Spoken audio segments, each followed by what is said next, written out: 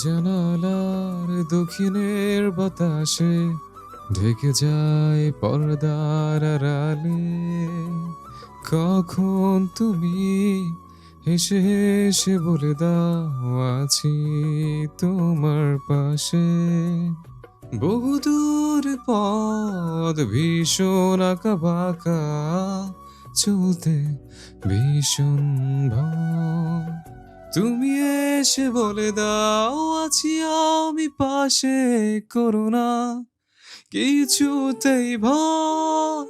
কখনো ভাবিনি চলে যাবে তুমি আমাকে এভাবে কাঁদিয়ে। কখনো বুঝিনি ফিরে আসবে না আমার পৃথিবীর রঙে। ভার্সিটির প্রাঙ্গণে সোনালি রোদ্দুর উকি ঝুঁকি দিচ্ছে। মিঠে রোদের আবির্ভাব জনমনে স্বস্তি ফিরিয়েছে যেন। নভেম্বরের এই কুয়াশা মাখা ঠান্ডা ঠান্ডা সকালেই ক্লাসের উদ্দেশ্যে ছুটে এসেছিল আদ্রিতা। শীতল বাতাসের দাপটে শিরশিরে ঠান্ডা সে প্রায় জমেছিল তখন। তবে এখনকার চিত্র ভিন্ন। ক্লাস টাইম শেষ হতেই গাঢ় কুয়াশা দূরীভূত হয়ে দেখা মিলছে তপ্ত রোদের। তাতেই যেন মনে হয়ে উঠেছে সর্বাঙ্গ। রৌদ্রময় ঝলকানিতে শীতের শিরশিরে অনুভূতি এক প্রকার মিলিত গেছে অদূরে। প্রফুল্লিত মনে স্বস্তিকর হাসিতে সবুজ ঘাসে আবৃত মাঝে পা রাখলো আদ্রিতা। তার ঠিক পাশেই দ্বিধাগ্রস্ত দিবা তাল মিলিয়ে হেঁটে চলেছে। আদ্রিতা অবশ্য তার দ্বিধাগ্রস্ত হাবভাবকে বিশেষ পাত্তা দিচ্ছে না। মিঠে রোদ গায়ে মাখিয়ে ধীর কদমে পথ চলছে সে। কিছু দূর এগুতেই দিবা পুনরায় হাতটা টেনে ধরল তার। চোখ মুখ অন্ধকার করে বলল, আমি না হয় যাই। হ্যাঁ, তোর বাপ চাচাকে আমার ভীষণ ভয় লাগে। আদ্রিতা দাঁড়িয়ে গেল, ভুরু কুঞ্চন করে চেয়ে রইল খানিক। এ নিয়ে 3বার কথাটা উচ্চারণ করেছে দিবা। আদ্রিতা আগের বার জবাব না দিলেও এবার যেন চটে গেল। কঠিন মুখে বলল, এমন করছিস কেন? সমস্যা কি? আমার বাপ চাচা তোর সঙ্গে রাগ দেখিয়েছে কখনো? দেখালেও বাড়ির লোকেদের সঙ্গে দেখাচ্ছে। তুই আমাদের অতিথি, অতিথির সঙ্গে কেউ খারাপ ব্যবহার করবে? আমার পরিবার অন্তত করবে না। আম্মু নিজেই আমাকে বলেছে তোকে নিয়ে যেতে। দিবা এস্ত শুধরানোর ভঙ্গিমায় বলল, আরে সেটা বলছি না। তোর পরিবারের সবাই অনেক ভালো সেটা আমি জানি, কিন্তু তোর রাগী বর চাচাকে ভয় লাগে আমার। বড় চাচুকে আমিও ভয় পাই অনেক। রাগী হলেও চাচুর মনটা খুব ভালো, বুঝেছিস? এবার চল, আর তালবাহানা করবি না কিন্তু। তোকে ছাড়া বাসায় গেলে আম্মু আজ 1000টা প্রশ্ন করবে আমায়। দিবা কিঞ্চিত হেসে উত্তর করল। ঠিক আছে, চল। দুজন হেঁটে হেঁটে মাঠের একদম শেষ মাথায় এলো। খানিক সামনেই লোহার বড় সড়ো গেট। অদূর হতেও দেখা যাচ্ছে কিছু ছেলেকে, তাদের মধ্যে অনেকও আছে। গেট থেকে খানিকটা এগিয়ে দাঁড়িয়ে আছে তারা, মনে হচ্ছে তাদের অপেক্ষাতেই আছে। দৃশ্যখানা আদ্রিতার চোখে পড়লেও বেশ বিরক্ত হয় সে। এই যন্ত্রণায় সে অতিষ্ঠ। অনেক তার পেছনেই ছাড়ছে না। কি করবে সে ভেবে পায় না কিছু। আদ্রিতা চোখ মুখ কুচকে অতিষ্ঠ হয়ে দিবার উদ্দেশ্যে বিড়বিড় করে বলে, দেখ, আজও দাঁড়িয়ে আছে। আমার এসব সহ্য হয় না। এসব ছেলেরা মেয়েদের মনের খবর আগে জেনে নিতে পারে না। মেয়েটার মনে অন্য কারো বাস আছে কি না সেটা শিওর না হয়ে পিছনে ঘোরা শুরু করে দেয়। যত সব। এই জন্যই তো পরে ফ্রিতে ছ্যাঁকা খেয়ে দেবদাস হয়ে বসে থাকে। আদ্রিতার কথা শুনে দাঁত কেলিয়ে হাসলো দিবা। প্রতি উত্তর করলো আফসোসের সহিত, বেচারা অনিক ভাই আর লাকটাই খারাপ। কত মেয়ে পছন্দ করে তাকে, অথচ পাত্তা দিল না। আর যার মনে অন্য কারো বসবাস তাকে নিয়েই স্বপ্ন সাজায়। Bad luck. আদ্রিতা মুখ বাঁকিয়ে বলল। এত দুঃখ পাওয়ার মতো কিছু হয়নি, তাড়াতাড়ি চল। হাঁটতে হাঁটতে অনেকদের কাছাকাছি এলো প্রায়। বন্ধুদের নিয়ে দাঁড়িয়ে আছে সে। ফ্যালফ্যাল নয়নে চেয়ে আছে আদ্রিতার দিকে। অস্বস্তিতে ঘাট হয়ে অদ্রিতা হেঁটে যায় তাদের সামনে দিয়ে, আর ভেতর ভেতরে রাগে ফুঁসে দিবাকে তাদের সাইডে রেখে নিজের ডান পাশটা দখল করে গেটের কাছে এসে পৌঁছায়। পথে মধ্যে শুনতে পায় অনেকদের বন্ধুদের উল্লাসের সহিত ভাবি ভাবি ডাক। মেজাজ তুঙ্গে উঠে আদ্রিতার। মাথা ঘুরিয়ে কঠিন কিছু বলার ইচ্ছা জাগে, কিন্তু সাহসে কুলায় না। ভার্সিটির প্রাঙ্গণে মানুষের অভাব নেই। তাদের মধ্যে সিনিয়রদের কিছু বলতে গেলেই আগ্রহ সমেত জমায়েত হবে সবাই। কিছু স্টুডেন্ট তো খেপে গিয়ে যা তা কথা শুনিয়ে দিবে। তারা ভার্সিটির পরিচিত মুখ কিনা, সে শান্তিপ্রিয় মানুষ, এসব ঝামেলায় জড়াতে চায় না। আরেকদিন ঠান্ডা মাথায় অনেককে বুঝিয়ে বলে দিবে সবকিছু। অনেক ভদ্র ছেলে, বুঝবে অবশ্য। পাশ থেকে দিবা তার হাত চেপে রাস্তার দিকে যেতে যেতে শক্ত উক্তিতে করলো, আজই গিয়ে আদিপ ভাইয়াকে বলবি এসব। তুই কিছু বলতে না পারলে ভাইয়া এসে বোঝাবে, তাতেই হবে। না হলে এসব থামবে না। আদ্রিতা ঘোর বিরোধিতা করে বলল, তাকে জানানো যাবে না। ও লোকের মাথা গরম, কি করবে না করবে ঠিক নেই কোনো। দিবা আর কথা না বাড়িয়ে সম্মুখে পা চালায়। আদ্রিতার প্রস্থান দৃশ্য ঘোর লাগা দৃষ্টিতে পরখ করছে অনেক। মিটমিটিয়ে হাসছে হাসছে, ভাবছে কত কিছু। তার হাসি মুখ দেখে তার এক বন্ধু পাশ থেকে বলে উঠল। অন্য মনস্ক অনেক বন্ধুর কথায় সায় জানালো মাথা নেড়ে। হ্যাঁ, ব্যবস্থা কর। আমি আর অপেক্ষা করতে চাই না। আদ্রিতাকে এখন শুধু নিজের করে পেতে চাই। মানসপটে রাতের ব্যাপারখানা এখনো দৃশ্যমান। তা বক্ষপিঞ্জরের আলোড়ন তুলছে রীতিমতো। ঘাড়ের কাছটাতে সেই ব্যক্তির উষ্ণ নিঃশ্বাস আছড়ে পড়ছিল। তার ফিসফিসানো কথার দরুন তীব্র অস্বস্তি ঘিরে ধরেছিল গাত্র মাঝে। কি অদ্ভুত প্রেমময় যন্ত্রণা! আদ্রিতা তখন কাহিল ছিল, তা বোঝানো দুঃসাধ্য। শুধু অনুভব করতে পারে হৃদয় যন্ত্রের বেহাল স্পন্দন। সে দৃশ্যটা চোখের পর্দায় ভেসে ওঠা মাত্রই স্বস্তি মিলে না অন্তরে। বুকের দুরু দুরু কম্পনে অস্থির হতে হয় তাকে। এই প্রথম কোনো পুরুষের উপস্থিতি হতে এত কাছ থেকে পেয়েছে। সেই অনুভূতি এক প্রকার নাজেহাল করে ছেড়েছিল তাকে, পিষ্ট করেছিল প্রেমময় ব্যথায়। ঠোঁটের কোণে কিঞ্চিত হাসি ফোটে। কাল যদি ভূত বলে চিৎকারটা দিত, তবে কি অবস্থাটা হতো? বাড়ি ভর্তি মানুষ জড়ো হতো সেখানে। সে তখন দ্বিগুণ লজ্জায় পড়তো। আদিবিবা তখন ভূতর মতো ওখানে দাঁড়িয়ে কি করছিল? সে কি ছাদে গিয়েছিল, নাকি তার অপেক্ষাতেই রাত্রি জাগরণ করছিল? সেজন্যই থাকুক, যে জন্যই থাকুক, আদ্রিতা অন্তত বুঝে গেছে তার মনের ভাষা। জলদ গম্ভীর লোকটা আড়ালে অন্তরালে এখনো তাকেই চায়, যা প্রমাণ করে তার গাঢ় চাহনি এবং আদুরে কণ্ঠস্বর। তবে কেন এত দূরত্ব বজায় রাখছে সে? নাকি সে এগিয়ে না গেলে ওই বদলোক আর কখনো ধরা দিবে না? সে কি একবার নিজের মনের কথাটা আদিবকে জানাবে? পারবে না সে, একদম না। সে আসুক, এসেও ভালোবাসুক বলুক, না বলতে চাইলে এক প্রকার বাধ্য করে ছাড়বে সে। তা ভেবে দুষ্ট হাসে আদ্রিতা। ভাবনার সমাপ্তি ঘটিয়ে বিছানা ছেড়ে ওঠে। তার ঠিক ডান পাশে গায়ে কাঁথা জড়িয়ে আরাম করে ঘুমাচ্ছে দিবা। ভার্সিটি থেকে ফিরে গোসল সেরে দুপুরে খাবারটা খেয়ে ঘুম দিয়েছিল এই দুপুরে। আদ্রিতার ঘুম ভেঙেছে খানিক আগেই, কিন্তু দিবা এখনো বেঘরে ঘুমাচ্ছে। মৃদু হেসে এলোমেলো চুলগুলো গুছিয়ে দিয়ে পলক্ষীন চেয়ে রইল দিবার সুশ্রী মুখের দিকে। ওর মতো বান্ধবী কমই হয়। বিপদে আপদে সুখে দুঃখে সবসময় ওর সঙ্গ পেয়েছে সে। কখনো নির্দয়ের মতো দূরে ঠেলে দেয়নি মেয়েটা। নিঃস্বার্থভাবে পাশে থেকেছে সারাক্ষণ। ভার্সিটি থেকে চেনা জানা হলেও তাদের সম্পর্কটা বেশ মধুর।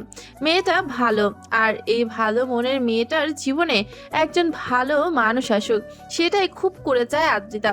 এই পাগলিটাকে সারা জীবনের জন্য আগলে রাখুক, খুব ভালোবাসুক সেই ভবিষ্যৎ সুপুরুষ।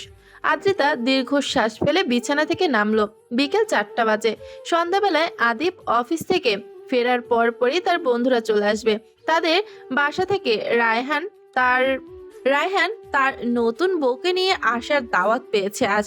দোতলা অবধি খাবারের সুঘ্রাণ চলে এসেছে ইতিমধ্যে। রান্না করায় ব্যস্ত হয়তো তার মা চাচিরা। আদ্রিতা ফ্রেশ হয়ে ব্যস্ত পায়ে বাইরে যায়। রান্না দেখায় আগ্রহে সোজা কিচেনে চলে যায়।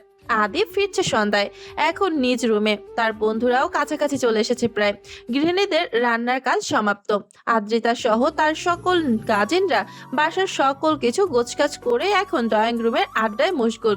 আদ্রিতাকে একটু পর পর দিবা শুধু খুঁচিয়ে যাচ্ছে।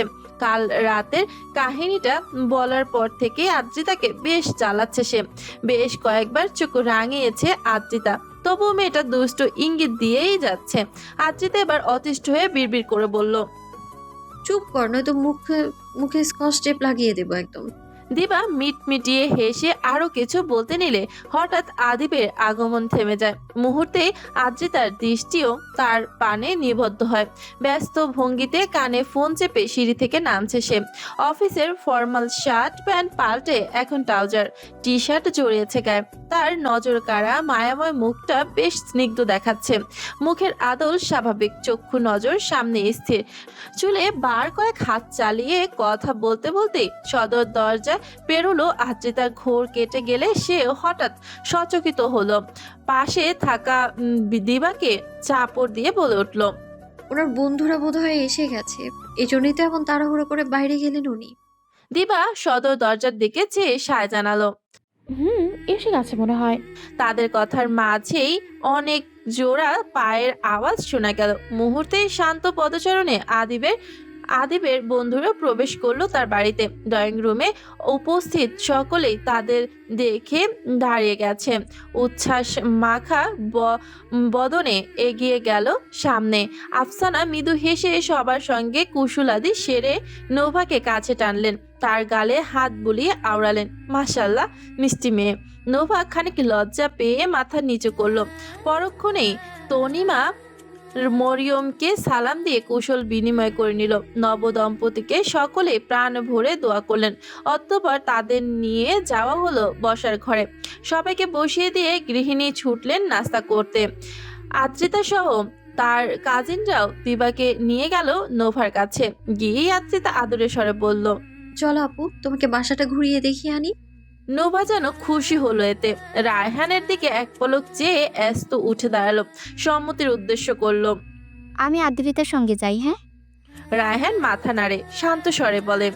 যাও যান। সকলের সামনে জান বলাতে নোভা থতমত খায়। লজ্জা ভর করে সর্বাঙ্গে। এই লোক কখনো শুধরাবে না। লজ্জা থেকে বাঁচতে দ্রুত পা চালায় সে। মৌমি বসার সঙ্গে। অদ্রিতা দিবাও মিটমিটিয়ে হেসে প্রস্থান নেয়। নির্লজ্জ রায়হান তখনও তার বউয়ের পানে চেয়ে ঠোঁট কামড়ে ফ্যাল নয়নে। তা দেখে পাশ থেকে তাহির ফিসফিস করে বলে উঠল, মামু, আদ্রিতার পাশে মেয়েটা কে রে? আজ প্রথম দেখলাম, মনে হচ্ছে হেব্বি তো দেখতে। আনমনা হয়ে থাকা রায়হান এবার সজ্ঞানে ফিরে আহিরকে চোখা দৃষ্টিতে পরখ করে বলে, মেয়েটা যেই হোক তাতে তোর কি শালা? এদিক সেদিক নজর দেওয়া বন্ধ কর, নয়তো আদিবের মতো মশলাদার আদরের অপেক্ষা করছে তোর জন্য। তাহির মুখ ঝামটা মেরে স্বর্গ উক্তি করল, সরি, তোর জ্ঞান আমি নিতে পারলাম না। তোমরা তো মামু মিঙ্গেল হয়ে বসে আছো, আমার কাউরে লাগবো না। আজীবন কি সিঙ্গেল থাকমু? রায়ান দাঁত কেলিয়ে বলল, এবার আদিব রে, ডিঙিয়ে পড়ে ওই মেয়েটার কাছে যাইস, এই বাড়িতে আছে, এখন আদিবের বনি হবে। তাহির কাত উঁচিয়ে নির্ভয় চিত্তে বলল, এ আর এমন কি? দরকার হলে আদিব রে ডিনামু। রাফি যদি ওরে পটাইতে পারে তাহলে আমিও পারমু। আদিব রে পটাইয়া পরে জয় করমু ওই নাম না জানা মেয়েরে। রায়হান ভুরু কুচকে করে বিড়বিড় করে বলল, মেয়ের নামধাম কিছুই জানে না, আসছে প্রেমিক পুরুষ। লজ্জা শরম কোথায় রাইখা এসছিস আজকে?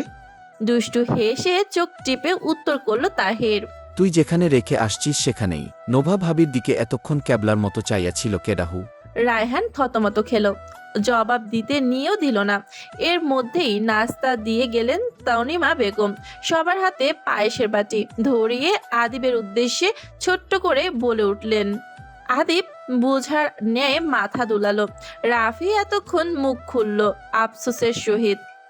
কথাটা আদিবের উদ্দেশ্যে হলো, বাকিরা মজা উড়ালো কথাটায়। মুহূর্তে এক কথা দুই কথা রাফিকে খেয়াপাতে ভুলল না তারা।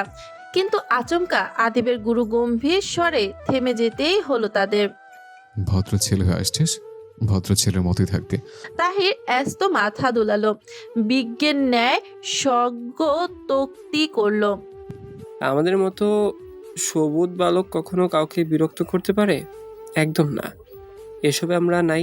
কিরে বল, আদিব মামু যদি তার প্রেমিকার চাচাতো বোনের প্রেম নজরে দেখে তাহলেও চুপচাপ থাকবো, কোনো কথা বলবো না, কারণ আমরা অতি ভদ্র।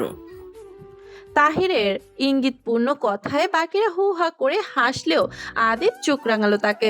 সরু তীক্ষ্ণ নজর ছুঁড়ে এক প্রকার শাসালো সবাইকে, কিন্তু তাদের এদিকে ধ্যান থাকলেও তো শরীর ঝাঁকিয়ে উচ্ছ্বাসিত হাসিতে ব্যস্ত তারা। রাত 9টা, আকাশ জুড়ে তারার মেলা। মৃদু মন্দ আলো বিকরণ করে চলেছে গোলাকার চাঁদ। চাঁদনি রাতেও মায়াবী ক্ষণে আদিবাদের বাসার ছাদে বারবি কিউ পার্টি হচ্ছে। আদিবের বন্ধু কাজিন সকলে অংশ নিয়েছে পার্টিতে।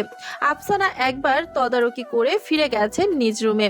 বারবিকিউ করছে আদিবের বন্ধুরা, আর তাদের পাশে বসে তা সূক্ষ্ম নজরে দেখছে আদিব। মেয়েরা ছাদের কর্নার সাইডে বসে আলাপে মশগুল। ছাদে লম্বা করে পেতে রাখা শীতল পাটিতে বসেছে তারা। একজন কোলে বালিশ নিয়ে এটা সেটা বলে হাসিতে ব্যস্ত।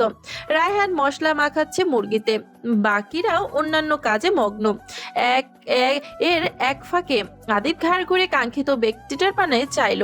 তার দেওয়া গোলাপি রঙা ড্রেসটা আজ পরেছে সে। এই রঙে দারুণ মানায় মেয়েটাকে, তাই তো খুব শখ করে এনেছে। সদ্য প্রস্ফুটিত গোলাপ যেমন চোখ ধাঁধানো সৌন্দর্যের অধিকারী হয়, তার পেয়সীকেও ঠিক তেমনই নজর কাড়া লাগছে। গোলাপের নির্যাসে নিজেকে রাঙিয়ে সেজানো হয়েছে স্নিগ্ধ রূপকুমারী। খিলখিলিয়ে হাসিতে বড্ড উন্মাদ করে ছাড়ছে তাকে। তার ব্যক্তিগত রূপকুমারীকে পাশে বসিয়ে নিষ্পলক দৃষ্টিতে চেয়ে থাকার বাসনা জেগেছে। আদরে ভালোবাসায় বুকের মধ্যিখানে জায়গা দিতে পারলে অন্তত অন্তরে প্রশান্তি মিলত। প্রলম্বিত নিঃশ্বাস ছেড়ে নজর ঘোরায় আদিব। পাশে না তার বন্ধুরা আবার দুষ্টুমি শুরু করে দেয়। গম্ভীর অনুভূতি দমিয়ে রেখে নিজেকে ধাতস্থ করে সে। অতঃপর মিটমিটিয়ে আলো দেওয়া তারার পানে চেয়ে থাকে অনমনে গভীর দৃষ্টিতে। বারবিকিউ করা শেষ, খাওয়া দাওয়া শুরু হবে কিছুক্ষণের মধ্যে। ডিনার তারা আগেই সেরে ফেলেছিল, তাই সে ঝামেলা নেই। সব কিছু রেডি করে তাহির সবাইকে নিজেদের প্লেট বুঝিয়ে দিচ্ছে, আর কোল্ড ড্রিঙ্কস সার্ভ করছে রাফি।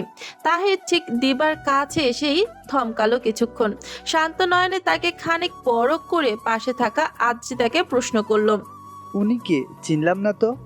আদ্রিতা খানিক হেসে জবাব দিল, ও আমার ফ্রেন্ড দিবা। ওকে তুমি করে সম্বোধন করবেন ভাইয়া। মেঘ না চাইতেও চল। তাহির মনে মনে পৈশাচিক হাসি হাসলো।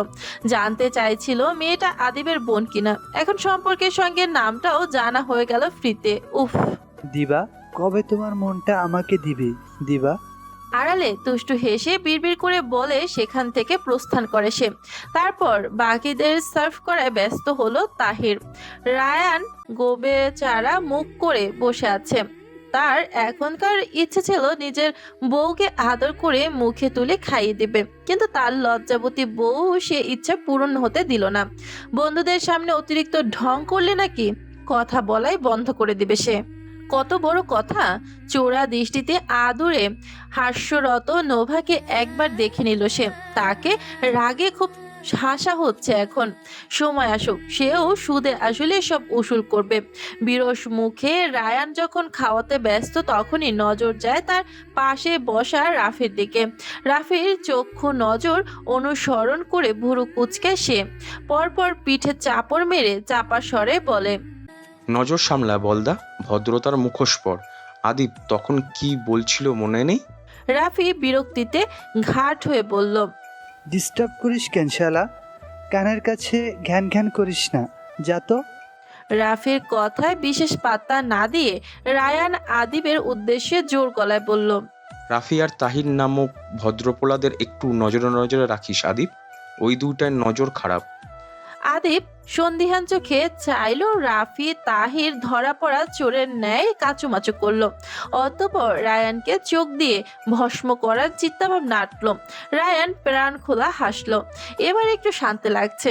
নিজে দুঃখে জর্জরিত সে, অথচ তার বন্ধুরা কিনা প্রেমময় দৃষ্টি বিনিময় করছে। এটা তো হতে দেওয়া যায় না, একদম না। আদিব তাদের কিছুক্ষণ পর্যবেক্ষণ করে শান্ত স্বরে বলল, এখনো সময় আছে, ভালো হ, আর যেন সতর্ক করতে না হয়। ছাদের মাঝ বরাবর চেয়ার পেতে বসেছে ছেলেরা, আর কর্নারে বিছানা শীতল পাটিতে মেয়েরা খাওয়া দাওয়া পাট চুকেছে কিছুক্ষণই হলো।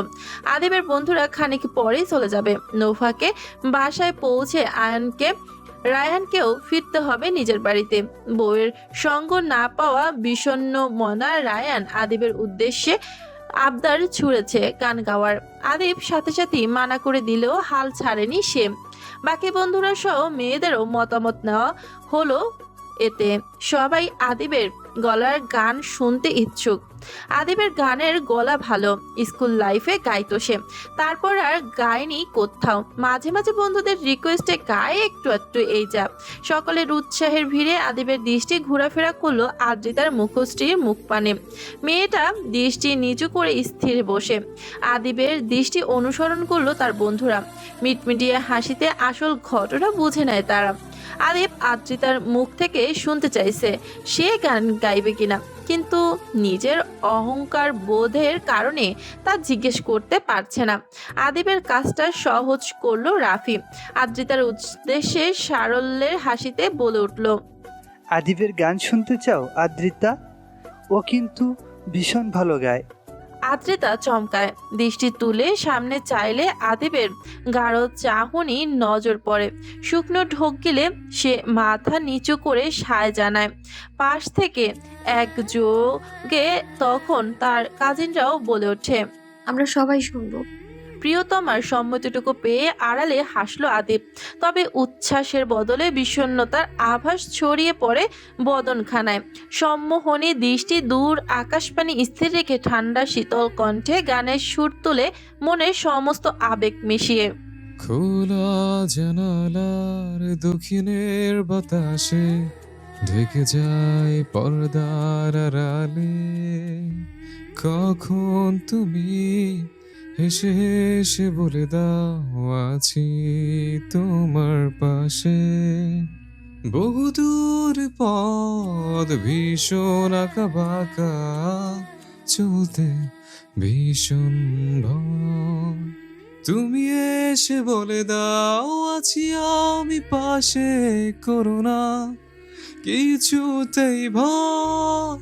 কখনো ভাবিনি চলে যাবে তুমি আমাকে এভাবে কাঁদিয়ে, কখনো বুঝিনি ফিরে আসবে না আমার পৃথিবী রাঙিয়ে। গভীর অনুভূতি মিশ্রিত একটি শব্দ যেন তার জন্যই গাওয়া। সে গানের পরতে পরতে ছিল অবক্ত আকাঙ্ক্ষা, বেদনাহত মনের গভীর আক্ষেপ। মোলায়েম কণ্ঠস্বর সে সুর যেন তীব্র আন্দোলন জ্বালিয়েছেন আদ্রিতার মনের গহীন কোণে। বক্ষ হৃদস্পন্দনের মাত্রা ছিল অস্বাভাবিক। গান শেষে সকলের উচ্ছ্বাস মাখা প্রশংসাবাণী গান শেষে সকলের উচ্ছ্বাস মাখা প্রশংসাবাণী শুনেও লোকটা ছিল নির্বিকার। শুধু আর চোখে তার দিকে একবার বিষাদিত নয়নে চেয়েছিল। আদ্রিতা এখন বুঝতে পারে লোকটা নিজ মনে কতটা অভিমান পুষে রেখেছে। দিনের পর দিন সে অভিমান গাঢ় হয়ে ভয়ঙ্কর রূপ নিয়েছে এখন। তাই তো এত দূরত্ব বজায় রেখেছে সে। মুখটা মলিন হয়ে আসে আদ্রিতার। পরক্ষণেই অফুরান ভালোবাসায় আদিবকে সিক্ত করার ইচ্ছে জাগে। তার বুকে মুখ লুকিয়ে তাকে সকল দহন যন্ত্রণা থেকে মুক্তি দিতে মন চায়। কদিন আগে আদিবের থেকে দূরে দূরে থাকার সিদ্ধান্ত নিলেও এবার আর তা করবে না বলে পণ করলো। কাছাকাছি থেকে তার মুখ থেকে ভালোবাসি শব্দটা উচ্চারণ করিয়ে ছাড়বে সে, কিন্তু অতি লজ্জায় সে কি তা করতে পারবে? লোকটা কাছাকাছি এলেই তো অদ্ভুত এক অনুভূতি যাতা কলে পিষ্টে হয় সে। বড্ড অস্থির লাগে তখন। তো কি করবে? ঘুমো ঘুমো আওয়াজে হঠাৎ সচকিত হয় আদ্রিতা। দিবা তার পাশে কম্বল মুড়ি দিয়ে শুয়েছে। নিফুর স্বরে বিড়বিড় করে বলছে, লাইট অফ কর, আর পড়তে হবে না। রাত বাজে 11টা। খানিক আগে বিদায় নিয়েছে আদিবের বন্ধুরা। তারা চলে যেতেই সবাই ঘুমের উদ্দেশ্যে ছাদ থেকে নিজেদের রুম এসেছে। দিবা এসেই শুয়ে পড়লেও আদ্রিতা আচ্ছোয়া হয়ে বই পড়ছিল। তবে পড়তে পারল কই। প্রেম সংক্রান্ত নানা চিন্তা মাথায় এসে একদম বুত করে রেখেছে তাকে। আদ্রিতা দীর্ঘ শ্বাস ছেড়ে বইটা বালিশের পাশে রেখে দিল। অতঃপর দিবার পাশেই শুয়ে পড়ল আরাম করে। অনতি বিলম্বে চক্ষু বন্ধ করে ঘুমের জন্য প্রস্তুতি নিল। বন্ধুদের এগিয়ে দিতে গেটের বাইরে এসেছে আদিব। রায়হান ইতিমধ্যে নিজের বাড়ি করে নোভাকে নিয়ে চলে গেছে। বাকিরা আদিবের সঙ্গ ছাড়ছে না, এটা সেটা বলে তাকে খেপাচ্ছে এক প্রকার। অবশেষে আদিব বিরক্ত হয়ে বলল, তোর বিদায় হবি এখান থেকে? আদিবের কথার প্রত্যুত্তর করল সিফাত। বিদায় হবে কেমনে? একজন তোর বোনের দিকে নজর দিছে, আরেকজন তোর প্রেমিকার বান্ধবীর উপর। বিদায় হইতে মন চাইবে? আমি ভাই ভদ্র ছেলে, এসবে আমার। সিফাতের মাঝখানে থামিয়ে তাহির গমগম স্বরে বলল, তুমি যে কেমন ভদ্র সেটা জানা আছে মামু। আমাদের ক্লাসমেট অবন্তীর প্রেমে যে তুমি হাবুডুবু খাইতেছো সেই খবর রাখি না মনে করছো? সিফাত থতমত খেল। রাফি দাঁত কেলিয়ে হেসে বলল, লেকচার কম দিস বলদা, সব খবর আমাদের কাছে আছে। আদিব তিতির বিরক্ত হয়ে বলল, যাবি তোরা? আরে যাইতেছি, এমনি তারাই দেশ কেন? তাহির রুষ্ট মুখে বলে গাড়ির ড্রাইভিং সিটে গিয়ে বসলো। পরক্ষণে আদিবের উদ্দেশ্যে চোখ টিপ বলল, আদ্রিতার বান্ধবীরে পটামু কালকে থেকে, দোয়া করিস বন্ধু। আদিব শক্ত মুখে চাইল। তা দেখে তাহির হু হা করে হাসলো। রাফি সিফাতও গাড়িতে বসলো। তাহিরকেও এক পলক দেখে নিয়ে রাফি জবাব করলো, তোর কপালে প্রেম নাই শালা, হাসি বন্ধ করে গাড়ি স্টার্ট দে। বিয়ে করে দেখিয়ে দিমু, তোদের কথায় কিছু যায় আসে না আমার। রায়ান প্রত্যুত্তর করে গাড়ি স্টার্ট করলো। অতঃপর আদিবের থেকে বিদায় নিয়ে ছুটলো বাসার পথে। আদিব টান টান ভঙ্গিমায় দাঁড়িয়েছিল যতক্ষণ পর্যন্ত গাড়িটা দৃষ্টিসীমার ভেতরে ছিল। অন্ধকার ফুঁড়ে গাড়িটা মিলিয়ে যেতে আদিব প্রলম্বিত শ্বাস ফেলে বাসার দিকে হাঁটা ধরল। মন আজ প্রশান্ত, তীব্র অনুভূতির দোলা চলে দুলু দুলু মান। থমথমে মুখে ড্রাইভিং করছে রায়হান। রাগের আভাসে ফর্সা চেহারা রক্তিম, সরু চোখ দুটোর সামনেই নিবদ্ধ। রাগের দরুন পাশে বসা নোভার দিকে একবারও ফিরে চাইছে না সে। তাকে দেখে নোভা মুখ ঘুরিয়ে আড়ালে মিটমিটিয়ে হাসে। অতঃপর রায়ানের সুন্দর মুখখানা দেখতে পুনরায় ব্যস্ত হয়। এক পর্যায়ে রায়ানের কাছাকাছি চলে আসে, বুকে মাথা গুজে দেয় সে পরম শান্তিতে। রায়ান হকচকিয়ে তৎক্ষণাৎ গাড়ি থামায়। তার জড়িয়ে ধরাটা ছিল যেন এক প্রকার বিদ্যুৎ ঝটকার মতো। ক্ষণিকের বিদ্যুৎ পৃষ্ঠের রোগী বানিয়ে ছেড়েছে তাকে। রায়ানের অস্বাভাবিক অভিব্যক্তি দেখেও নোভা তাকে ছাড়ল না, বরং আরো শক্ত করে জড়িয়ে নিল তাকে। ক্ষুব্ধ রায়ানের কানের কাছটায় মুখ নিয়ে ফিসফিস করে বলল, আম সরি। মেয়েলি কণ্ঠের ফিসফিসানো আওয়াজে রায়ান শিরদাঁড়া বেয়ে শীতল স্রোত গড়ায়। শুকনো গলায় ঢোক গিলে গলা ভিজিয়ে নেয়। আশেপাশে নজর রাখে একবার। নোভাদের বাসার প্রায় কাছাকাছি চলে এসেছে গাড়ি। খানিক সামনেই তাদের বাসা। এদিকটায় লোকজনের আনাগোনা কম। রাত 12টায় তো একেবারে নেই বললেই চলে। নিজেকে ধাতস্থ করলো রায়ান। তারপর মিথ্যে রাগ দেখিয়ে বলে উঠল, এখন আদর দেখাতে হবে না, ছাড়ো, আমি এইসবে গলছি না। নোভা মৃদু হাসলো। সে জানে রায়ানের এখনকার মনের অবস্থা। লোকটার বুকের ধুকপুকানির মাত্রা ছাড়িয়েছে। বড্ড অস্থির অশান্ত হৃদস্পন্দন। বুকের কাছটাতে মাথা রাখতেই খুব সহজেই টের পাচ্ছে সে। নোভা হাত বাড়িয়ে রায়ানের গাল ছুঁয়ে দিল। মুখটা তার দিকে তাক করে ঠোঁট ফুলিয়ে বলল, সরি বললাম তো, এমন করছো কেন? আমি তো তোমারই, যখন ইচ্ছা খাইয়ে দিতে পারবে, আমি বাধা দিব না তো। শুধু তোমার বন্ধুদের সামনে এমন করলে আমার লজ্জা। নোভার কথাটা অসমাপ্তেই রইল, যেটা সম্পূর্ণ করার সুযোগ দিল না রায়ান। আকুল চিত্তে উন্মাদের ন্যায় অধর মায়ায় লিপ্ত হলো সে। মুহূর্তে নোভার চোখ দুটো বড় বড় হয়ে গেল। পরক্ষণেই লাজে মূর্ছা গেল সে।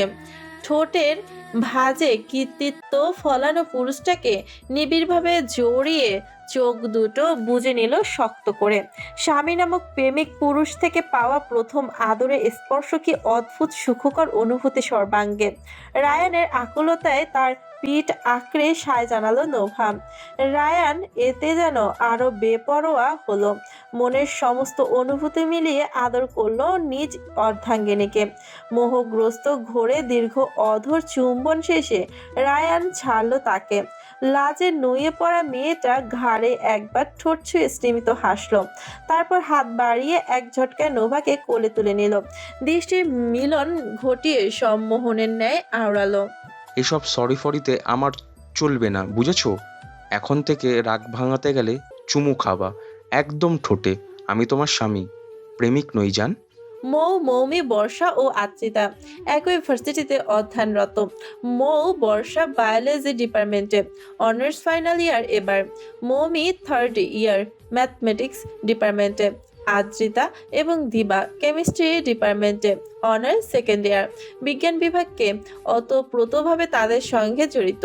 নিজেদের ইচ্ছে, এমনকি পরিবারের চাওয়াতেও ক্লাস 9 থেকেই এখন পর্যন্ত সেই বিভাগেই অটল আছে তারা। বর্ষা এবং দিবারও একই মনোভাব। অনেক মূলত বর্ষা মৌয়ের ক্লাসমেট। একই ডিপার্টমেন্টে হওয়াতে অল্প সংখ্যক সখ্যতা আছে তাদের মধ্যে। মৌ স্বভাবে শান্তশিষ্ট হলেও বর্ষা এর উল্টো। ভার্সিটির আনাচে কানাচে তার অবাধ বিচরণ। ছেলে মেয়ে সকলের সঙ্গে হাসি ঠাট্টা করেই পুরো সময়টা পার করে। সেই সুবাদে অনেকের সঙ্গে তার সম্পর্কের ভিতটা বেশ মজবুত। আদ্রিতাকে পছন্দ করার পর থেকে তা যেন বেড়ে দ্বিগুণ হয়েছে। প্রায় অনেকের সঙ্গে বিভিন্ন পরামর্শ করতে দেখা যায় বর্ষাকে। কি এত কথা বলে সেটাই বুঝে পায় না দিবা। সে ভার্সিটি হলে থাকার ব্যাপারখানা দৃষ্টিচরণ হয় তার। আদ্রিতাকেও এ ব্যাপারে জানিয়েছে, কিন্তু সে বিশেষ পাত্তাই দিচ্ছে না। পুরোপুরি রেডি হয়ে ড্রয়িং রুমের সোফায় বসে আছে আদিবা। আদ্রিতাও তার পাশে বসে মৌমির সঙ্গে আড্ডার মশগুল। কি হয়েছে? দিবা এগিয়ে যায়, তার কানের কাছে ফিসফিসে আওয়াজে বিড়বিড় করে। তোর বস আপুকে জিজ্ঞেস কর, অনিক ভাইয়া তাকে কি বলতে আসে। আদ্রিতা তার চেয়েও ফিসফিস জবাব দেয়। ওরা ক্লাসমেট, কথা বলতেই পারে, স্বাভাবিক। আর বাড়তি হিসেবে আমার কথাই বোধহয় জানতে চায়, কারণ বর্ষা আপুও মনে করে অনেক ভাইকে আমি পছন্দ করি। সেদিন স্পষ্ট ভাষায় বলে দিয়েছি ওনাকে পছন্দ করি না আমি। এরপরেও এইসব জিজ্ঞেস করার কোনো মানেই হয় না। চুপ কর। দিবা দমে গেল, তবে মনের সন্দেহ দূর হলো না। এখানে কোনো একটা ঘাপলা তো অবশ্যই আছে। অনতি বিলম্বে মাঝারি আকারের একটা টিফিন বক্স নিয়ে ড্রয়িং রুমে এলেন আস্থানা। তিনি এসেই সেটা ব্যাকপ্যাক করে দিবার হাতে দিয়ে বললেন। দিবা আলতো হেসে মাথা নাড়ল। এই পরিবারের মানুষগুলো এতটা ভালো। দীর্ঘদিন পর বাসায় গেলে তার মা যেমন খুব যত্ন সহকারে বিভিন্ন ভর্তা ভাজি তরকারি বেটে রেখে সাথে করে দিয়ে দেন, আদ্রিতাদেরও বাসায় এলে তার পরিবারের লোক ও মানুষ এমনটা করেন। ভার্সিটির হলে খেতে হয় কষ্ট করে, সে বিষয়ে সকলেই অবগত। এই কারণেই তো মমতাময়ী মায়ের মতো সকাল সকাল বিভিন্ন পদ রান্না করে তা দিয়ে দিচ্ছে সাথে করে। দিবা অবশ্য মানা করেছিল, কিন্তু তারা শুনল তো। রেডি হয়ে বসে থাকা দুই বান্ধবী এবার উঠে দাঁড়ালো। সোজা ভার্সিটিতে যাবার উদ্দেশ্যে কদম ফেললো সামনে। দিবা সহাস্য মুখে সকলের সঙ্গে বিদায় পর্ব সেরে ধীর পায়ে বাসা ছেড়ে বেরোলো। আদিবের প্রেজেন্টেশন ছিল আজ। যথাযথ প্রস্তুতি নিয়ে বেশ ক্ষমতার সহিত সেই কাজ সম্পন্ন করলো সে। প্রেজেন্টেশন শেষে ফুরফুরে মেজাজে নিজ কক্ষের সেদিকে এগিয়ে গেল এস্তপায়। পিছু ছুটে এলেন তার অ্যাসিস্ট্যান্ট নিজাম। আদিব এসে আসন গ্রহণ করলে তিনি বিনয়ের সুরে জানতে চাইলেন, স্যার কিছু লাগবে আপনার? চা, কফি, এনিথিং? কাচের টেবিলের উপর থাকা কিছু কাগজ পরখ করাকালীন আদিব জবাব করল, কিছু লাগবে না, আপনি ওদিকটা নজর রাখুন। ওরা এলে আমাকে ইনফর্ম করবেন। নিজামুদ্দিন মাথা নেড়ে সায় বুঝালেন, তারপর বেরিয়ে গেলেন কক্ষ থেকে। বয়সে তিনি আদিবের চাচার বয়সী হলেও বোঝা দুষ্কর, বেশ হাস্যরসিক। আদিবের সঙ্গে সখ্যতা গড়ে ফেলেছেন এই কদিনে। বন্ধুর মতো বিহেভ করে মন জয় করেছে আদিবের। চোখের সামনে রাখা কাগজের গম্ভীর দৃষ্টি বুলিয়ে আদিব নতুন একটা বিল্ডিং এর নকশা করেছে। সে ধানমন্ডিতে গড়া হবে ওটা 10 তলা বিল্ডিং এর ডিজাইন কার্য ইতিমধ্যে সম্পন্ন করেছে সে। তবুও ভুল ত্রুটি আছে কিনা বারবার স্থির নজরে দেখছে। শুধু নান্দনিকতার দিকে নজর না দিয়ে সেটার টেক্সটি এবং পরিবেশগত ভারসাম্য যেন রক্ষা হয় তাও খেয়াল রাখছে আদিব।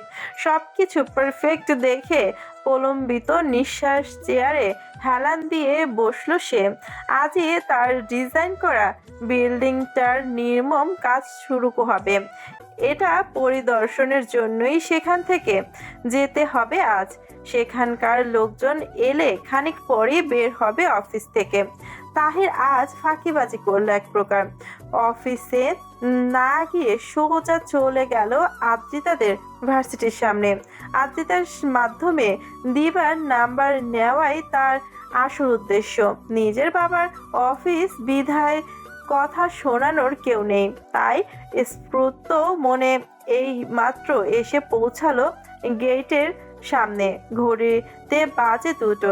এই সময় ক্লাস শেষ করে আদ্রিতার সেটা কৌশল করে আদিবের থেকে জেনে নিয়েছে আহির। মিটমিটিয়ে হেসে গেটের বাইরে দাঁড়িয়েছে সে। অপেক্ষা করলো কিছুক্ষণ। বেশ খানিকক্ষণ পর ভার্সিটির স্টুডেন্টদের বের হতে দেখা গেল। তাহির নড়ে চড়ে দাঁড়িয়ে ভেতরে নজর রেখে আদ্রিতার অপেক্ষা করলো। আদ্রিতার ব্যাপারটা কিভাবে নেবে সেটা ভেবেই লজ্জা পাচ্ছে সে। তবুও কিছু করার নেই। দিবা মেয়েটাকে তার চাই। আদ্রিতার ফোন নাম্বার থেকে অবশ্য এভাবে এখানে আসতো না। আদিবও হেল্প করবে না এ ব্যাপারে, সে জানে নির্দয় কিনা। অনেকক্ষণ পার হওয়ার সত্ত্বেও আদ্রিতার দেখা না পেয়ে তাহির ভুরু কুঞ্চন করলো। 2 পা এগিয়ে গেল সামনে। আর অপেক্ষা করতে মন সায় দিচ্ছে না বিধায় সে গেটের অভ্যন্তরে ঢুকলো। আশেপাশে নজর বুলিয়ে তাদের 2 বান্ধবীকে খোঁজার চেষ্টা চালালো, কিন্তু কোথায় তারা। তাহির কেঞ্চিত বিরক্ত ভঙ্গিমায় এদিক সেদিক চাইতেই হঠাৎ এক জায়গায় নজর আটকে গেল। ভার্সিটির মাঠের ঠিক ডান পাশে ছোটখাটো একটা জটলা দেখা যাচ্ছে। কি হচ্ছে ওখানে? তাহির কপাল কুঁচকে আগ্রহ সমেত এগিয়ে গেল সেদিকে। কাছাকাছি এসে বুঝতে পারলো এখানে ইন্টারেস্টিং কিছু একটা ঘটেছে। সকালে আনন্দ ধবনী হই হুল্লোড় তো তাই বোধগম্য হচ্ছে না। তাহির জটলার কাছে এসে এক ফাঁকে উকি দিলে থতমত খায় সে। ভেতরের দৃষ্টিখানা দেখে তৎক্ষণাৎই বিস্ময়ে 2 চোখ বড় বড় হয় তার। একই দেখছে সে। তাহির যেন আর স্থির রয় না। তাহির প্যান্টের পকেট থেকে ফোনটা বের করে বিড়বিড় করে বলে, ভীষণ অপ্রতিভ অবস্থায় পড়ে গেছে আদ্রিতা। চরম অস্বস্তি ঘিরে ধরেছে সর্বাঙ্গে। ভেতরে ভেতরে ক্ষোভ ফেটে পড়লেও বাইরে প্রকাশ করার সাহসটা পাচ্ছে না। ক্রোধ অস্বস্তির যাতা করে বিরক্তিময় পিষ্ট হয়ে শক্ত ভঙ্গিমে দাঁড়িয়েছে সে। ফর্সা মুখে কিঞ্চিত রাগের আভাস, টানা টানা চোখ দুটো মাটির নিচে স্থির। জবাব বন্ধ। বিরক্তিকর অনুভবে মানুষ ভীষণ অস্থির লাগছে তার।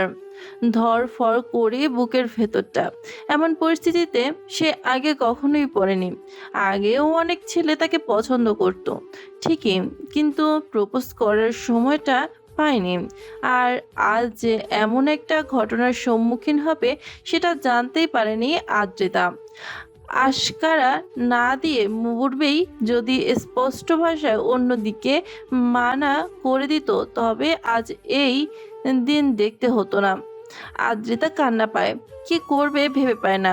এদিকে হাসি হাসি মুখে মাটিতে হাঁটু গেড়ে বসে হাতের একগুচ্ছ ফুল তার দিকে বাড়িয়ে অনেক বলে চলেছে তার মনের অস্বস্তি আবেগ মিশ্রিত কথা। আশেপাশে সিনিয়র ভাই বোনেরা আমোদিত স্বরে আরো উৎসাহিত জুগিয়া যাচ্ছে তাকে। কিন্তু একটা বাজে পরিস্থিতিতে ফেসে গেল সে। ধুর, মাথা নিচু করে ক্ষোভে ফুসলে হঠাৎ দিবার খোঁচানো তার দিকে অসহায় দৃষ্টি তুলে। দিবা তার পাশেই দাঁড়িয়েছিল এতক্ষণ, এবার যেন কিছু একটা ইশারা করছে সে। আদ্রিতা কপাল কুঁচকায়, আহম্বক বনে চলে গেছে দিবার দিকে। কি ইশারা করেছে বুঝতে সক্ষম হয় সে।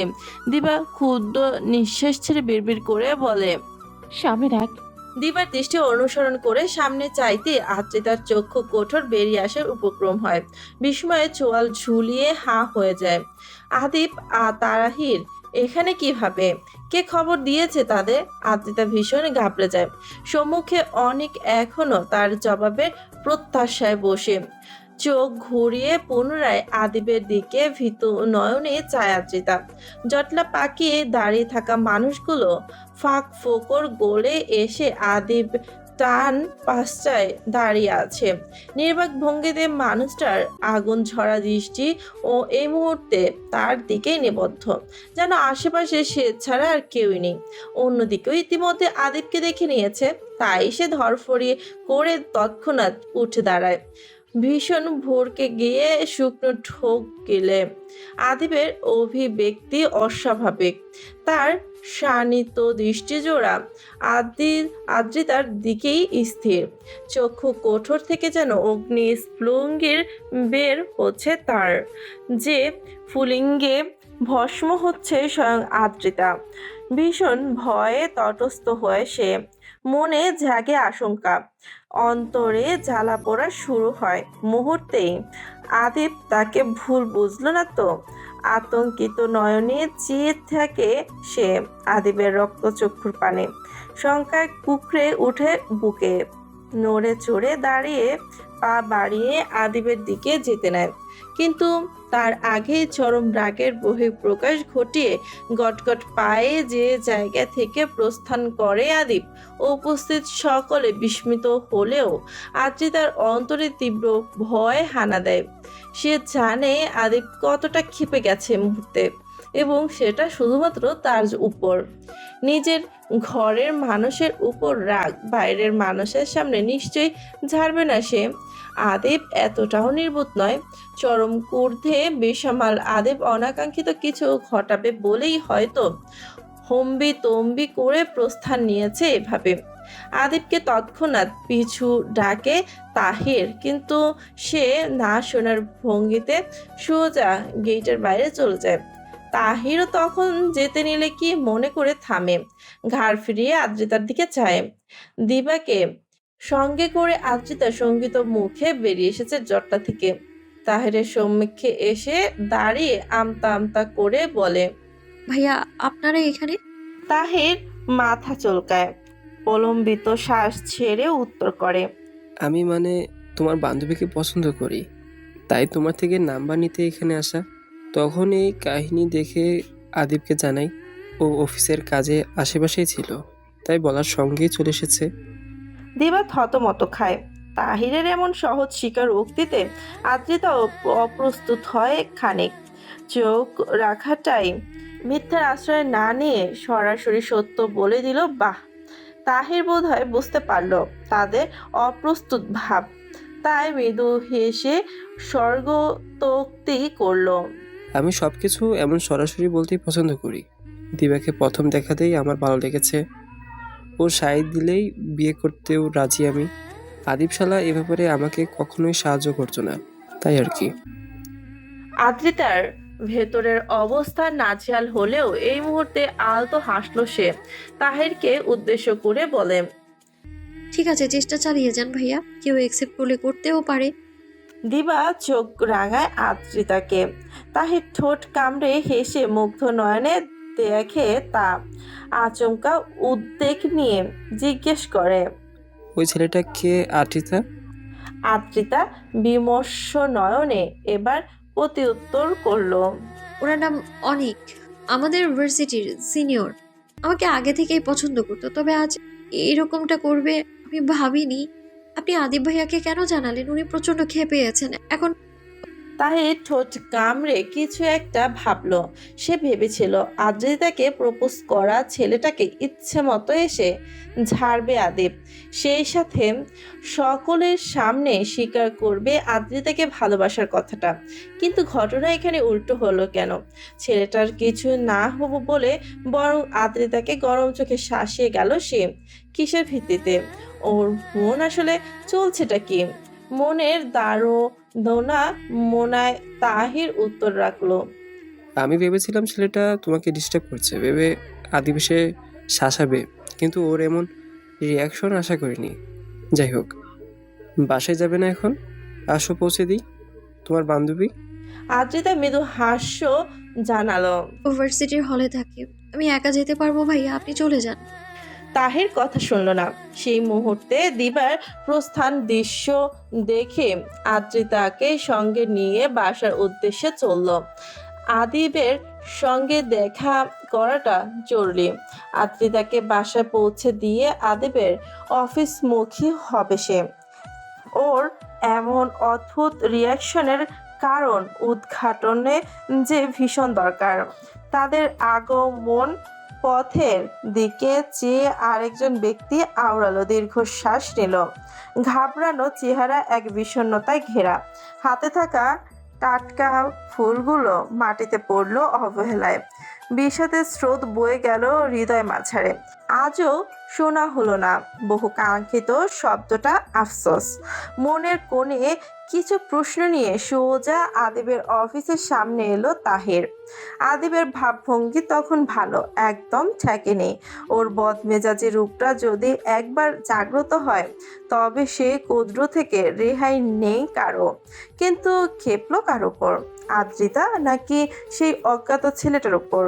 নিশ্চিত মনে ব্যস্ত পায়ে গেটের কাছে এসে দাঁড়াতে দারোয়ান আটকে দিল তাকে। তাহির ভুরু কুঞ্চিত করে শুধালো। আহিয়ান, আবরার আদিবকে চেনেন তো? ওর বন্ধু আমি। দারোয়ান তাহিরের মাথা থেকে পা পর্যন্ত পরখ করে জবাব দিল রয়ে শোয়ে। আদিব স্যারকে তো চিনি, তয় এখন অফিসে পাইবেন না তারে। ঘণ্টাখানেক আগে বাহির হইছেন, আজ আর অফিসে আইবেন না। তাহির সচকিত হলো এবার। আদিব তাকে তখন বলেছিল কোনো একটা বিল্ডিংয়ের জায়গা পরিবর্তন করতে ভার্সিটির আশেপাশে আছে সে। এখন বোধহয় সেখানেই গেছে আবার। এই ব্যাপারটা মাথা থেকে বেরিয়ে গেছিল। ধুর! তাহির বিরক্তিতে মাথা ঝাঁকিয়ে দারোয়ানকে ধন্যবাদ দিয়ে চলে গেল। তবে ও ফোনটা কেন রিসিভ করছে না এ নিয়ে 15টা কল দিল। শালা কোথায় আছে কে জানে, ওরে বলাটাই উচিত হয়নি। তাহির বিড়বিড় করতে করতে পথ চলল। অতঃপর আদিবকে ফোন দেওয়া বাদ দিয়ে তাদের বন্ধুদের মেসেঞ্জার গ্রুপে কল দিল। বিষয়টা ওদেরকেও জানানো উচিত। চোখ ছাপিয়ে অশ্রুর ভারী বর্ষণ। বিষাদিত মনে নানা বাজে চিন্তার উকিঝুঁকি দিচ্ছে। ঠোঁট ফুলিয়ে অন্ধকার আকাশ পানে চেয়ে অশ্রু ঝরাচ্ছে আদ্রিতা। আদিব ভার্সিটির মাঠ থেকে তখন কেন এভাবে প্রস্থান নিয়েছিল সেটা সে স্পষ্টত বুঝতে পারছে। দোষটা তো তারই। ভার্সিটিতে পা রাখার পর থেকে অনেক তাকে পছন্দ করে, পিছু ঘুরে এসেছে কতদিন, অথচ সে কখনো মানা করেনি। এই ব্যাপারে বড় কোমল ব্যবহার করিয়ে দিন কয়েকটি প্রশ্রয় দিয়ে গেছে তাকে।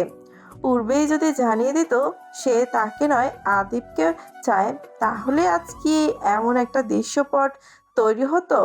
অবশ্যই না। আদিবের সমস্ত অভিমান তার উপর, সেখানে অন্য কারো স্থান নেই।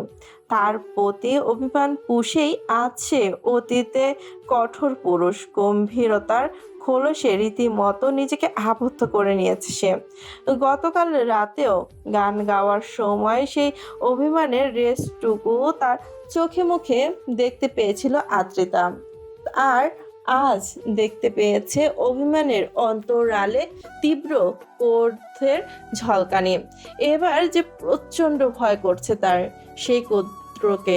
ক্রোধের বশবর্তী হয়ে একবার সে তাকে ফেলে চলে গিয়েছিল বহুদূর।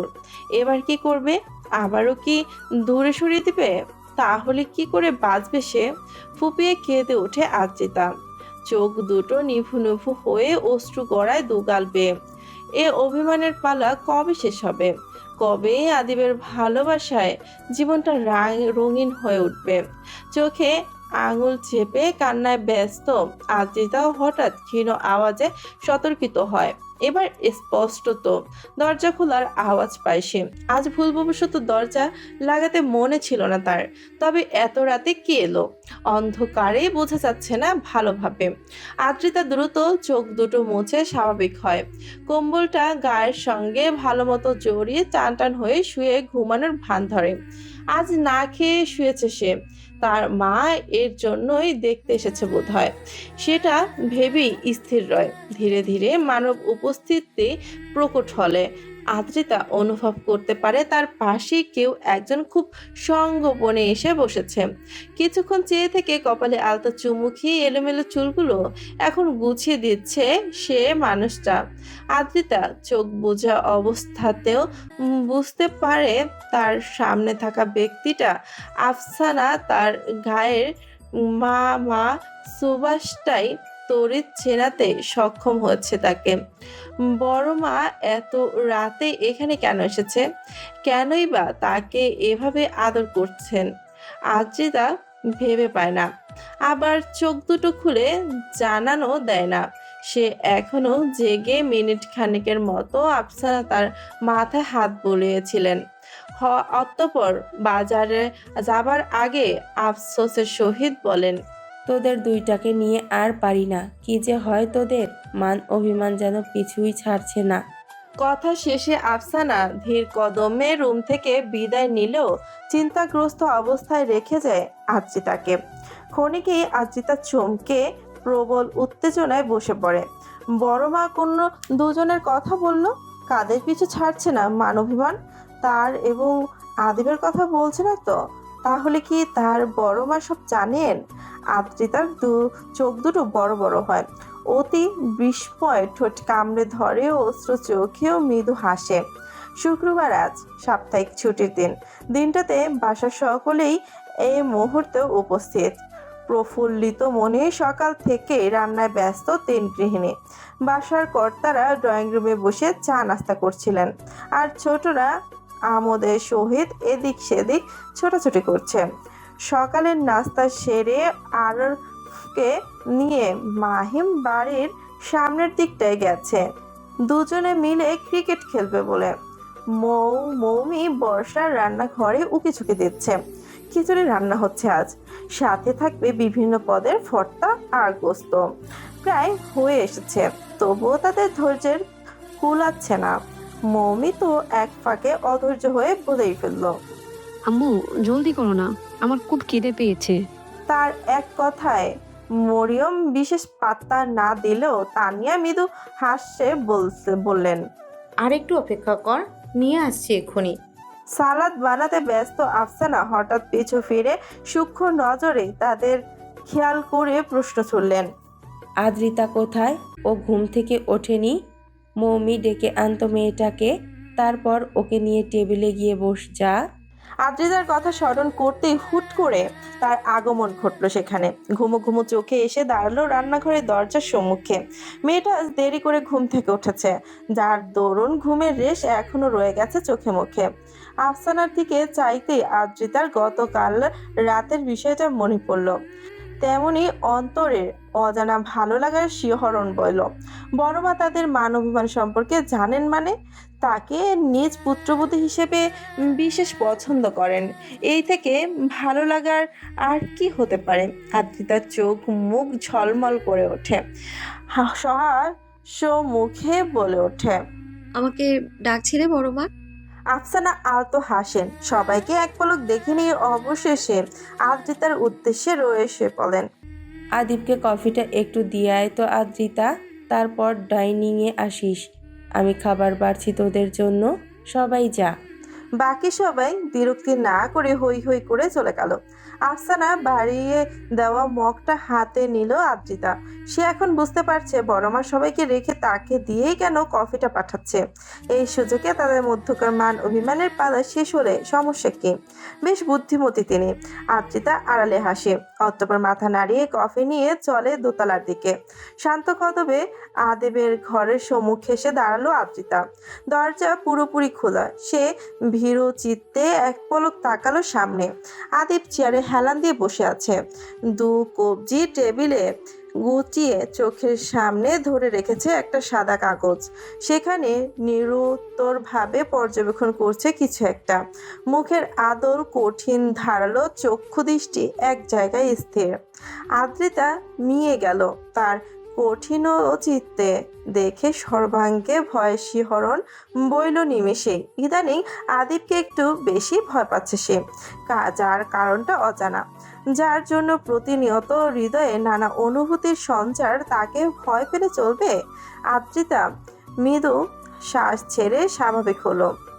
ভয়কে দূর করে এক বুক সাহস নিয়ে রুমের অভ্যন্তরে ঢুকলো সে। গতকালকের বিষয়টার জন্য মনে এক প্রকার আতঙ্কেও কাজ করলেও সেটাকে পাত্তা দিল না। টুকটুক পায়ে আদিবের টেবিলের কাছাকাছি হেসে দাঁড়ালো। মনোযোগ আকর্ষণের লক্ষ্যে মৃদু কাশলো। অতঃপর কফির মগটা বাড়ি দিয়ে নিচু স্বরে বলল, ভাইয়া তোমার কফি। আদিব যেন তার গলার স্বর পেয়ে বিদ্যুৎ বেগে চেয়ার ছেড়ে উঠে দাঁড়ালো। ক্ষণিকে তার ক্ষুধার দৃষ্টি নিক্ষেপ করলো তার সরল চাহনিতে। এই দৃষ্টির মানে বুঝতে না পেরে আদ্রিতা খানিকটা ঘাবড়ে গেল। আদিব কি রেগে গেল? আর কিছু ভাবার সুযোগ পেল না আদ্রিতা। এমনকি কিছু বুঝে ওঠার আগে ক্ষিপ্ত চাহনিতে ঝড়ের বেগে আদিব এক প্রকার জোর করে তার হাত থেকে কফির মগটা ছিনিয়ে নিল। তারপর তীব্র আক্রোশে আকাশ পাতাল এক করে উচ্চ আওয়াজ তুলে মগটা ছুঁড়ে মারল মেঝেতে। কাচের ঝনঝনের শব্দে মগটা দ্বিখণ্ডিত হলো। তৎক্ষণাৎ শঙ্কিত নয়নে মুখে দু হাত চেপে দু পা পিছিয়ে গেল আদ্রিতা। ভয়ে থরথর করে কেঁপে উঠল তার পুরো শরীর। কিছুটা গরম কফি ছিটকে এসে আদিবের হাতে পড়লেও তার সেদিকে খেয়াল নেই, বরং ক্ষোভে ফুঁসে উঠে আদ্রিতার দিকে ভয়ঙ্কর দৃষ্টি নিক্ষেপ করে রেখেছে সে। এক পর্যায়ে প্রবল ক্রোধে দিশেহারা ওই উচ্চস্বরে চেঁচিয়ে উঠে আদিব, আমার রুমে এসে পারমিশন কে দিল তোকে? এখনো রুম থেকে বেরিয়ে যা, নয়তো আমার সবচেয়ে খারাপ রূপটা তুই দেখবি। চলে যা, গেট লস্ট। বিস্ময়ভূত চক্ষু যুগল বিষাদের অশ্রুতে পরিপূর্ণ এখন। সর্বাঙ্গে থরথরে কম্পন, আতঙ্কে গুটিসুটি পাকিয়ে পূর্বের জায়গাটিতে স্থির দাঁড়িয়ে আছে আদ্রিতা। নরম চরণের ক্ষমতা নেই, তেমনি মুখের ভাষাও ফুরিয়েছে যেন। অবাধ অশ্রু গাল গড়িয়ে ক্রমশ গড়িয়ে পড়ছে গলার কাছটায়। আদিবের এহেন ক্রোধের সম্মুখীন আগে কখনো হয়নি সে। বড্ড অবিশ্বাস্য লাগছে। বুকের ভেতরটা জ্বলছে খুব। সামনে থাকা অগ্নিরূপ ধারণকারী পুরুষটা যে আদিব তা মানতে খুব কষ্ট হচ্ছে। তার অবজ্ঞাপূর্ণ কথাগুলো একদম সূচের মতো বুকে এসে বিদ্ধ হয়েছে। বুকের অসহনীয় পীড়ায় মুখে হাত চেপে ফুপিয়ে ওঠে আদ্রিতা। ঠিক তখনই অনেকগুলো পায়ের আওয়াজ মুখরিত হয় দোতলা। পরক্ষণেই আদিবের রুমের কাছাকাছি সে আওয়াজ আরো তীব্রতর হয়। মুহূর্তেই বাড়ির সকল মানুষের পরিপূর্ণ হয় আদিবের রুম।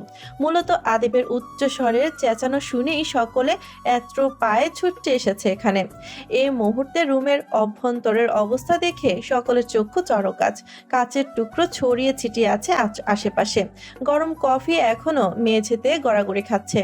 সকলে সেই দৃশ্য দেখে আহম্বক বনে চেয়ে থাকে। কিছুই বোধগম্য হয় না তাদের। তবে আসল ঘটনা বুঝতে পেরে সকলের অগোচরে আফসানা এক প্রকার ছুটতে যান কান্নারত আদ্রিতার কাছে। মেয়েটাকে বুকের সাথে জড়িয়ে ধরে অবশেষে ক্ষান্ত হন। বড় মার আদরের স্নেহ পেয়ে ফুপিয়ে কেঁদে ওঠে আদ্রিতা। আফসানা কর্মশই তার মাথায় হাত বুলিয়ে আদিবের দিকে গরম চোখে তাকান। তৎক্ষণাৎ চড়া আওয়াজে বলেন, এসব কি হচ্ছে আদিব? মেয়েটাকে কাঁদালি কেন? কি করেছে ও? আদিব এখনো ক্ষোভে ফুঁসছে, তার রক্তচক্ষু এখনো আদ্রিতার পানে স্থির, হাত দুটো মুষ্টিবদ্ধ করে ক্ষুদ্র নিঃশ্বাস ছাড়ছে ক্রমাগত। ঠিক তেমনইভাবে মায়ের কথার প্রতি উত্তর করলো সে গমগমে আওয়াজে। আমার কফি নিয়ে আসার জন্য বাসার কেউ নেই? ওকে পাঠাতে হবে কেন? নিয়ে যাও এখান থেকে। পুনরায় আমার রুমে যেন ওকে না দেখে, তাহলে কিন্তু খুব খারাপ হবে। আফসানা শক্ত মুখে ছেলেকে চোখ রাঙান, কিন্তু আদিব এসবের ধার ধারে না। এরই মধ্যেই দরজার পাশ থেকে আদিবের বাবা অবাক ভঙ্গিমায় জলদ গম্ভীর স্বরে ধমকে ওঠেন। এসব কেমন ব্যাপার আদিব? আমি তো বিশ্বাস করতে পারছি না তোমার মতো একটা ম্যাচিউর ছেলে এমন করতে পারে। তিন ভাই চরম বিস্ময়ে হতবাক। আদিব ছোট থেকে রাগী জেদি হলেও তা খুব একটা প্রকাশ করত না, ভদ্রতার আড়ালে লুকিয়ে রাখত নিজের অশান্ত রূপ। ছোটবেলায় কোনো জিনিস পাওয়ার জন্য জেদ করলেও ভাই বোনদের সঙ্গে কখনো দুর্ব্যবহার করেনি। তাদের সেই ছেলে আজ এমন করেছে কেন? সাদিক রহমান চিন্তিত দৃষ্টি তুলে নিজের মেয়ের দিকে তাকান। মেয়েটা এখনো ভয়ে মুখ লুকিয়ে কাঁদছে। মেয়েটা কি কোনো ভুল করলো? আদ্রিতা তো কখনো অভদ্র আচরণ করেনি কারো সাথে। ছোট বড় সবাইকে যথাযথ সম্মানটা দিতে জানে তার মেয়েটা। তবে কেন আদিব তার উপর ক্ষেপল? সাদিক রহমান চোখ ঘুরিয়ে ফের আদিবের দিকে তাকান। বাবার কথা শুনে আদিব নিজেকে ধাতস্থ করার চেষ্টা করে কিঞ্চিত, তারপর অন্যদিকে ফিরে উত্তর রাখে।